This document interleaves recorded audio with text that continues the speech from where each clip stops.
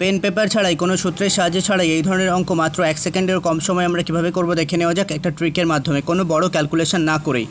এই যে ধারের যে সংখ্যা দুটো রয়েছে 4 আর 3, প্রথম কাজ হচ্ছে এদেরকে গুণ করা। হবে কত? 3 এ 4 গুণ করলে হয়ে যায় 12, আমরা 12 লিখলাম।